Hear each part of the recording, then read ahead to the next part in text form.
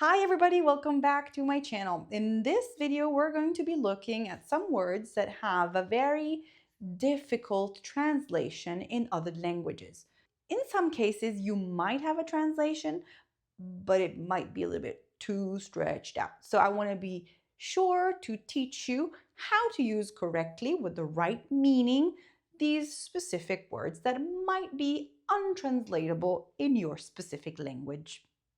The first one is so important because it's the expression ti voglio bene.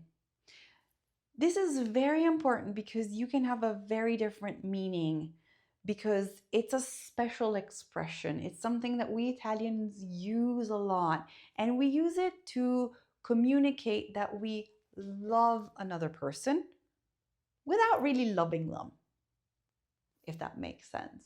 So, ti voglio bene means I really, really, really, really, really like you. You're a super nice person.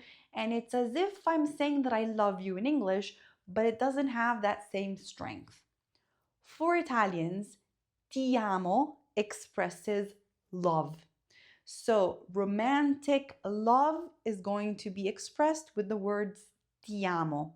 And you're going to use that with your partner. So whoever you are in a relationship with, you're going to say ti amo.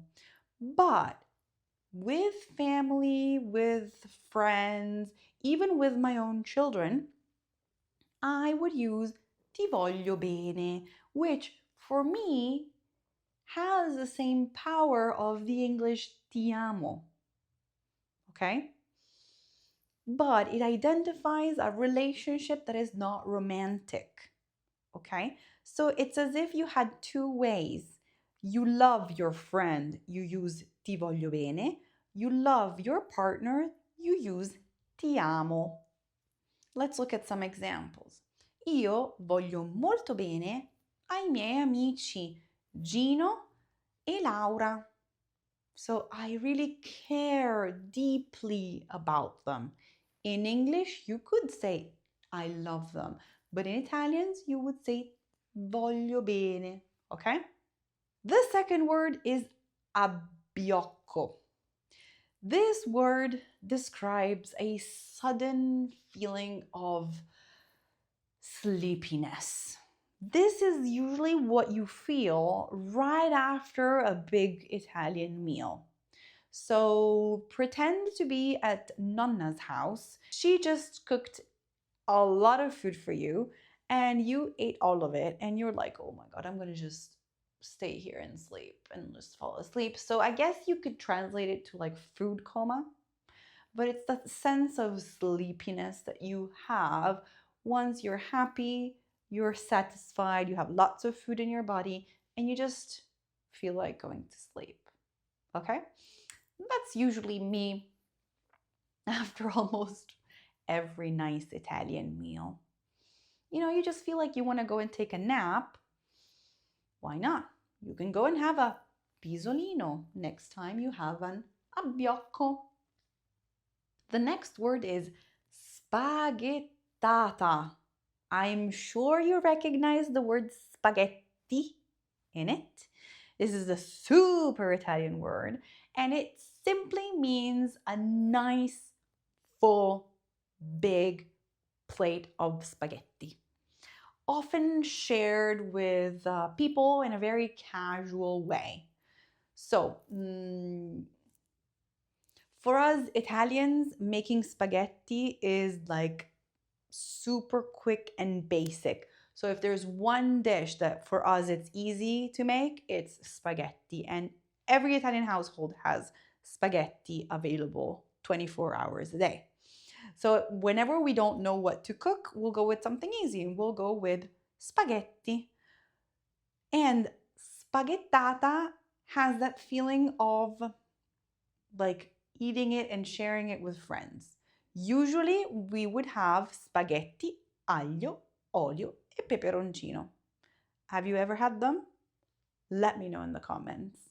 Or try to have a spaghettata with your friends the next time you see them. It's something very informal, something very casual, something not even planned.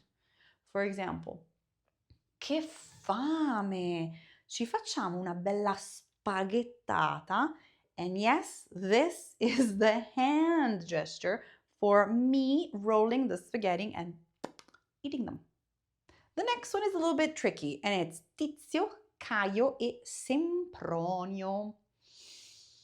Not super common. There are some versions to this, but it's an expression used to refer to people whose names we do not remember, or maybe we just simply do not know, okay? So if I want to say, oh, yeah, Giorgia è uscita con quei tre tipi. Oh mamma mia, sì dai, Tizio, Caio, Sempronio. Like I'm saying, oh yeah, Giorgia went out with those three people whose names I don't remember. Very often you have shorter versions of it. So if it's only two people, Tizio, Caio. If it's one person, Tizio. For example, Gianni era con quel tizio. Mi sfugge il nome. Okay, so Gianni was with that guy. Oh, I can't think of his name right now. Okay, so tizio is a very generic way to say guy. Two people, tizio Caio. Three people, tizio Caio Sempronio. So if you have a very bad memory like me with names, you can name three random people, tizio Caio Sempronio. Maybe in your language you have something similar. Let me know in the comments. Very curious to learn new things from other languages. The next word is menefreghista. I know, it's long. A menefreghista is actually a person, a very self-centered person who does not care about their responsibilities or about other people in general, about other people's rights. So this is not a very positive word, okay? A person that's menefreghista doesn't care about your feelings either. So I hope nobody will ever call you like this, or that you will never find a person like that in your life. Let's look at an example. Aldo è un vero menefreghista. Non si interessa mai di niente e nessuno. So I'm saying Aldo is really selfish. He's self-centered. He never cares for anything or anybody. Okay? I'm sure you might know a person or two like this, but I hope they will disappear from your life and your life will be wonderful. The next one is gattara. A gattara is usually a woman. This is often stereotypically a single woman, okay? And it's a woman who absolutely loves cats and usually has many of them at home. More generally, it refers to someone who actually loves for cats and takes care not only her own cats, but also stray cats. So feeds them and makes sure that they're good and healthy. For example, Giovanna vive con 6 gatti in casa. È una vera gattara. I guess you can translate this with Giovanna lives with 6 cats. She's a real cat lady. So the idea is gattara, cat lady. I absolutely love the next word. Pantofolaio or pantofolaia. Why do I love it? Because it's me. Okay, first things first, take the word pantofolaio.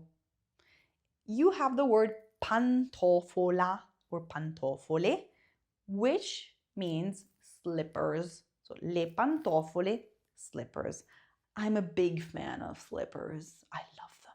So you can already begin to have a hint about what pantofolaio means. Pantofolaio is a person who loves to stay inside of his or her house.